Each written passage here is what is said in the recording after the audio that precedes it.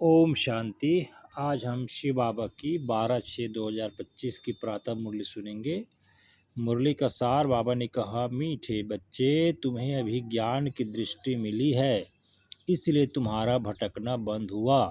तुम शांति धाम सुख धाम को याद करते हो। प्रश्न: देवताओं में कौन सी ताकत है और वह ताकत किस विशेषता के कारण है? उत्तर: देवताओं में सारे विश्व पर राज्य करने की ताकत है। वह ताकत विशेष एक मत की विशेषता के कारण है। वहाँ एक मत होने के कारण वजीर आदि रखने की दरकार नहीं। देवताओं ने संगम पर बाप से ऐसी श्रीमत ली हुई है जो 21 जन्म राज्य करते हैं। वहाँ एक राज्य की एक दैवी फैमिली होती, दूसरी मत होती नहीं। गीत: नयनहीन को राह दिखाओ प्रभु। ओम शांति। बच्चों को नयन मिले हैं, पहले नयन नहीं थे। कौन से नयन? ज्ञान के नयन नहीं थे, अज्ञान के नयन तो थे। बच्चे जानते हैं ज्ञान सागर एक बाप है और कोई में यह ज्ञान रूहानी ज्ञान है नहीं। जिस ज्ञान से सद्गति अर्थात शांति धाम सुख धाम को जाना हो। अभी तुम बच्चों को दृष्टि मिली है कैसे सुख धाम बदल कर फिर माया का राज्य व दुख धाम बनता है। पुकारने लगते हैं कि नयनहीन को राह बताओ। भक्ति मार्ग के यज्ञ दान पुण्य आदि से कोई राह नहीं मिलती है। शांति धाम सुख धाम जाने की हर एक को अपना पाठ बजाना ही है। बाप कहते हैं मुझे भी पाठ मिला हुआ है। भक्ति मार्ग में पुकारते हैं मुक्ति जीवन मुक्ति की राह बताओ। उसके लिए कितने यज्ञ तप दान पुण्य आदि करते हैं, कितना भटकते हैं। शांति धाम सुख धाम में भटकना होता ही नहीं, यह भी तुम जानते हो। वो तो सिर्फ शास्त्रों की पढ़ाई और जिस्मानी पढ़ाई को ही जानते हैं, इस रूहानी बाप को तो बिल्कुल जानते ही नहीं। रूहानी बाप ज्ञान तब आकर देते हैं जबकि सर्व की सद्गति होती है। पुरानी दुनिया बदलनी होती है, मनुष्य से देवता बनते हैं, फिर सारी सृष्टि पर एक ही राज्य होता है देवी देवताओं का, जिसको ही स्वर्ग कहते हैं। यह भी भारतवासी जानते हैं। आदि सनातन देवी देवता धर्म भारत में ही था, उस समय और कोई धर्म नहीं था। तुम बच्चों के लिए अभी है संगम युग, बाकी सब है कलयुग में। तुम पुरुषोत्तम संगम युग पर बैठे हो। जो जो बाप को याद करते हैं, बाप की श्रीमत पर चलते हैं, वह संगम युग पर हैं, बाकी कलयुग में है। अभी कोई सावरंटी किंगडम तो है नहीं, अनेक मतों से राज्य चलता है। सतयुग में एक महाराजा की ही मत चलती है, वजीर नहीं होते। इतनी ताकत रहती है, फिर जब पतित बनते हैं तो वजीर आदि रखते हैं, क्योंकि वह ताकत नहीं रहती। अभी तो प्रजा का राज्य सतयुग में एक मत होने के कारण ताकत रहती है। अभी तुम वह ताकत ले रहे हो, 21 जन्म इंडिपेंडेंट राज्य करते हो। अपनी ही दैवी फैमिली है, अभी है तुम्हारा ईश्वरीय परिवार। बाप कहते अपने को आत्मा समझ, बाप की याद में रहते हो तो तुम ईश्वरीय परिवार के हो। अगर देह विमान में आकर भूल जाते हो तो आसुरी परिवार के हो। एक सेकंड में ईश्वरीय संप्रदाय के और फिर एक सेकंड में आसुरी संप्रदाय के बन जाते हो। अपने को आत्मा समझ बाप को याद करना कितना सहज है, परंतु बच्चों को मुश्किल लगता है। बाप कहते अपने को आत्मा समझ और बाप को याद करेंगे तो विकार विनाश होंगे। देह द्वारा कर्म तो करना ही है, देह बिगड़ तो तुम कर्म कर नहीं सकेंगे। कोशिश करनी है काम काज करते हम बाप को याद करें, परंतु यहाँ तो बिगड़ काम भी याद नहीं कर सकते हैं, भूल जाते हैं। यही मेहनत है। भक्ति में ऐसे कोई थोड़ी कहा जाता है कि सारा दिन भक्ति करो, उसमें टाइम होता है, सवेरे शाम व रात को। फिर मंत्र आदि जो मिलते हैं वह बुद्धि में रखते हैं। अनेकानेक शास्त्र हैं, वह भक्ति मार्ग में पढ़ते हैं। तुमको तो कोई पुस्तक आदि नहीं पढ़ना है, न बनाना है। यह मुरली छपती भी है रिफ्रेश होने के लिए, बाकी कोई भी किताब आदि नहीं रहेगी, यह सब खत्म हो जाएगी। ज्ञान तो है ही एक बाप में। अभी देखो ज्ञान विज्ञान भवन नाम रखा है, जैसे कि वहाँ योग और ज्ञान सिखाया जाता है। बिगर अर्थ ऐसे नाम रख देते हैं, कुछ भी पता नहीं कि ज्ञान क्या है विज्ञान क्या है। अभी तुम ज्ञान और विज्ञान को जानते हो। योग से होती है हेल्थ, जिसको ज्ञान विज्ञान कहा जाता है, और यह है ज्ञान जिसमें वर्ल्ड की हिस्ट्री ज्योग्राफी समझाई जाती है। वर्ल्ड की हिस्ट्री ज्योग्राफी जैसे रिपीट होती है वह जानना है, परंतु वह पढ़ाई है हद की। यहाँ तो तुमको बेहद की हिस्ट्री ज्योग्राफी बुद्धि में है। हम कैसे राज्य लेते हैं, कितना समय और कब राज्य करते थे, कैसे राजधानी मिली थी, यह बातें और कोई की बुद्धि में नहीं आती। बाप ही नॉलेजफुल है। यह सृष्टि का चक्र कैसे फिरता है बाप ही समझाते हैं। बने बनाए ड्रामा को न जानने के कारण मनुष्य कह देते फलाना निर्वाण गया, वह ज्योति ज्योत समाया। बाकी ऐसा होता नहीं है। बाबा ने कहा तुम जानते हो सभी मनुष्य मात्र इस सृष्टि चक्र में आते हैं, इसमें कोई एक भी छूट नहीं सकता। बाप समझाते हैं मनुष्य की आत्मा एक शरीर छोड़ दूसरा लेती है, कितना बड़ा ड्रामा है, सब में आत्मा है। उस आत्मा में अविनाशी पाठ भरा हुआ है, इसको कहा जाता है बनी बनाई। अब ड्रामा कहते हैं तो जरूर उनका टाइम भी चाहिए। बाप समझाते हैं यह ड्रामा 5000 वर्ष का है। भक्ति मार्ग के शास्त्रों में लिख दिया है ड्रामा लाखों वर्ष का है। इस समय की जबकि बाप ने आकर सहज राजयोग सिखाया था, इस समय के लिए गायन है कि कौरव घोर अंधियारे में थे और पांडव रोशनी में थे। वो लोग समझते हैं कलयुग में तो अर्जुन 40,000 वर्ष है, उन्हों को यह पता नहीं पड़ता कि भगवान आया है। इस पुरानी दुनिया का मौत सामने खड़ा है, सब अज्ञान नींद में सोए पड़े हैं। जब लड़ाई देखते हैं तो कहते हैं यह तो महाभारत लड़ाई की निशानी है, यह रिहर्सल होती रहेगी, फिर चलते चलते बंद हो जाएगी। तुम जानते हो अभी हमारी पूरी स्थापना हुई थोड़ी है। गीता में यह थोड़ी है कि बाप ने सहज राजयोग सिखाया, यहाँ ही रजाई स्थापन की। गीता में तो प्रलय दिखाते हैं और सब मर गए, जबकि 5 पांडव बचे, वह भी पहाड़ों पर जाकर गल मरे। राजयोग से क्या हुआ कुछ भी पता नहीं। बाप हर एक बात समझाते रहते हैं, वह है हद की बात। यह है हद की रचना, हद के ब्रह्मा रचते हैं, पालना भी करते हैं, बाकी प्रलय नहीं करते। स्त्री को अडॉप्ट करते हैं, बाप भी आकर अडॉप्ट करते हैं, कहते हैं मैं इनमें प्रवेश कर बच्चों को नॉलेज सुलाता हूँ, इन द्वारा बच्चों को रचता हूँ। बाप भी है, फैमिली भी है। यह बड़ी गुह्य बातें हैं, बहुत गंभीर बातें हैं, मुश्किल कोई की बुद्धि में बैठती है। अब बाप कहते हैं पहले पहले तो अपने को आत्मा समझो।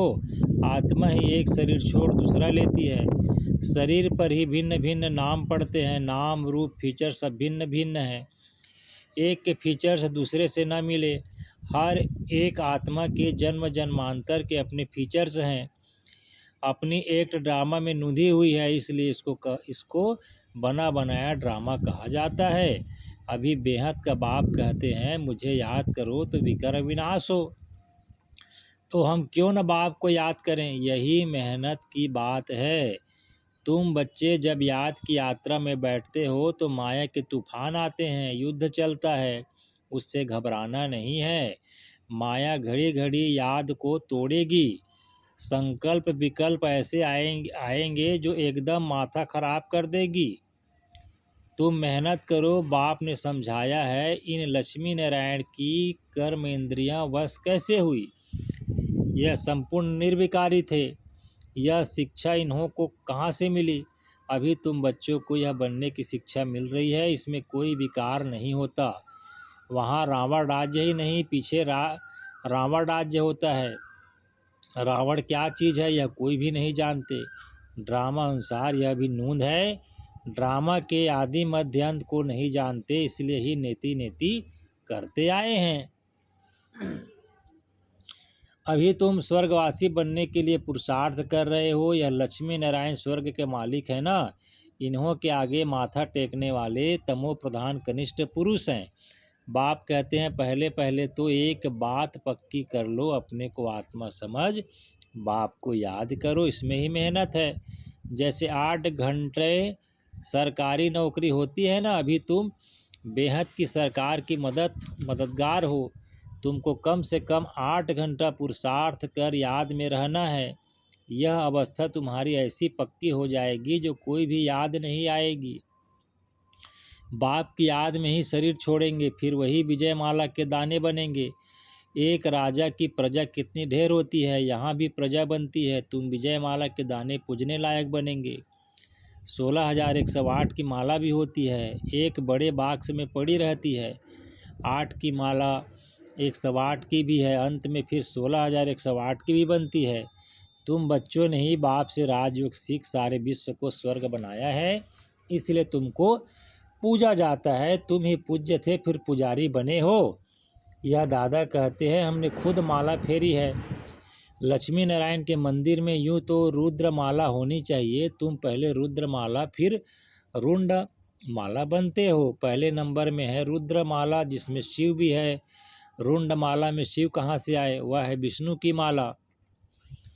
इन बातों को भी कोई समझते थोड़ी हैं। अभी तुम कहते हो हम शिव बाबा के गले का हार जाए बनते हैं, ब्राह्मणों की माला नहीं बन सकती।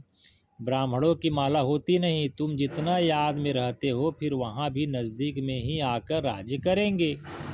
यह पढ़ाई और कोई जगह मिल न सके। तुम जानते हो, अभी हम इस पुराने शरीर को छोड़ स्वर्गवासी बनेंगे। सारा भारत स्वर्गवासी बनेगा। इन पर्टिकुलर भारत ही स्वर्ग था। 5,000 वर्ष की बात है, लाखों वर्ष की बात तो हो नहीं सकती। देवताओं को ही 5,000 वर्ष हुए, स्वर्ग को मनुष्य भूल गए हैं तो ऐसे ही कह देते, बाकी है कुछ नहीं। इतना पुराना संवत आदि थोड़ी है ही। सूर्यवंशी, चंद्रवंशी, फिर और धर्म वाले आते हैं। पुरानी चीज़ काम क्या आएगी?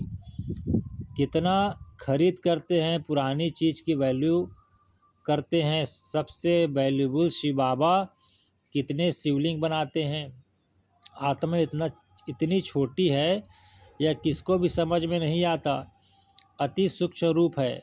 बाप ही समझाते हैं, इतनी छोटी बिंदी में इतना पाठ मुंधा हुआ है। यह ड्रामा रिपीट होता रहता है। यह ज्ञान तुमको वहाँ नहीं रहेगा, यह प्राय लोप हो जाता है। तो फिर कोई सहज राजयोग सिखा कैसे सकते? यह सब भक्ति मार्ग के लिए बैठ बनाया है। अभी बच्चे जानते हैं, बाप द्वारा ब्राह्मण, देवता, क्षत्रिय 3 धर्म स्थापन हो रहे हैं भविष्य नई दुनिया के लिए। वह पढ़ाई जो तुम पढ़ते हो वह है इस जन्म के लिए।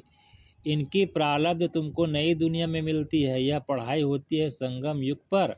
यह है पुरुषोत्तम संगम युग।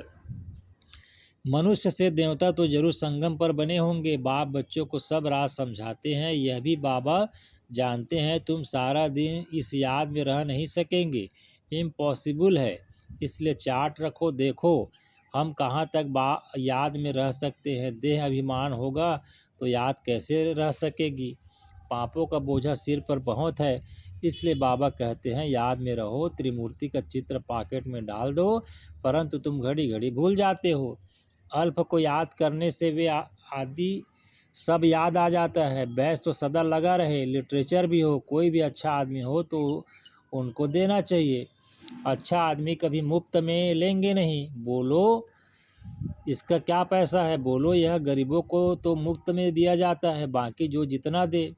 रॉयल्टी होनी चाहिए। तुम्हारी रस्म रिवाज दुनिया से बिल्कुल न्यारी होनी चाहिए। रॉयल आदमी आपे ही कुछ न कुछ देते, कुछ न कुछ देंगे। यह तो हम सबको देते हैं कल्याण के लिए। कोई पढ़कर तुमको पैसे भेज देते, खर्चा तो तुम करते हो ना। बोलो हम अपना तन मन धन भारत की सेवा में खर्च करते हैं। अच्छा जी, बाबा ने कहा, मीठे मीठे सिक्के दे बच्चों प्रति माता पिता बाप दादा का याद प्यार और गुड मॉर्निंग। रूहानी बाप की रूहानी बच्चों को नमस्ते, और हम रूहानी बच्चों का भी रूहानी माता पिता बाप दादा को याद प्यार गुड मॉर्निंग। नमस्ते बाबा, नमस्ते। धारणा के लिए मुख्य सार है, इस बेहद की सरकार को मदद करने के लिए कम से कम 8 घंटा याद में रहने का पुरुषार्थ करना है। याद में जो माया विघ्न डालती है उससे घबराना नहीं है। दूसरा पॉइंट, इस पुरुषोत्तम संगम युग पर ईश्वरीय संप्रदाय का बन ईश्वर की मत पर चलना है। कर्म करते भी एक बाप की याद में रहने का अभ्यास करना है। फिर बाबा ने वरदान दिया, अंतर्मुक्ता की गुफा में रहने वाले देह से न्यारे देही भव। जो पांडवों की गुफाएं दिखाते हैं वह यही अंतर्मुक्ता की गुफाएं हैं। जितना देह से न्यारे देही रूप में स्थित होने की गुफा में रहते हो उतना दुनिया के वातावरण से परे हो जाते हो, वातावरण के प्रभाव में नहीं आते। जैसे गुफा के अंदर रहने से बाहर के वातावरण से परे हो जाते, ऐसे अंतर्मुक्ता की गुफा भी सबसे न्यारा और बाप का प्यारा बना देती है। और जो बाप का प्यारा है वह स्वतः सबसे न्यारा हो जाता है। स्लोगन बाबा ने कहा, साधना बीज है और साधन उसका विस्तार है। विस्तार में साधना को छिपा नहीं देना। अव्यक्त इशारे, आत्मिक स्थिति में रहने का अभ्यास करो, अंतर्मुखी बनो। अंतर्मुखी की निशानी सदा सागर के तले में खोए हुए गंभीर मूल चेहरे द्वारा आत्मिक स्थिति के चिन्ह दिखाई देंगे। एक ओर मनन चिंतन करने वाले चेहरा और फिर रमणीक अर्थात मुस्कुराता हुआ चेहरा, दोनों ही लक्षण सूरत से प्रत्यक्ष होंगे। अंतर्मुखी सदा हर्षित मुख दिखाई देंगे क्योंकि माया का सामना करना समाप्त हो जाएगा। अच्छा जी, ओम शांति।